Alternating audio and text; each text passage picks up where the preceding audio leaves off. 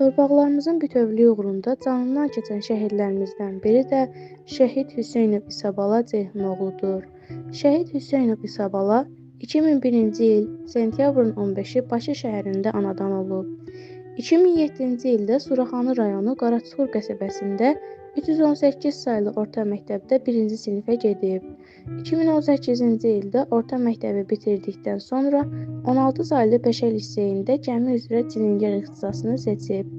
Bir ildən sonra 2019-cu ilin oktyabrın 22-si hərbi xidmətə Gəncə şəhəri 777 saylı hərbi hissədə xidmətə başlayıb. 27 sentyabr 2-ci Qarabağ müharibəsində ilk günündən döyüşüb. Baş atıcı snayper olub. Murovda, Cəbrayıl, Qubadlı, Laçın döyüşlərində qəhrəmancasına döyüşüb. Noyabrın 4-ü Laçın dəhlizində qəhrəmancasına şəhid olub. Dekabrın 5-i Nəşi, Suraxanı rayonu Əmircan qəsəbəsində Şəhidlər Xiyabanında dəfn olunub.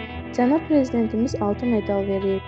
Vətən uğrunda hərbi xidmətə görə, cəsur döyüşçü kimi, Cəbrayılın azad olunmasına görə, Qubadlının azad olunmasına görə, Laçının azad olunmasına görə.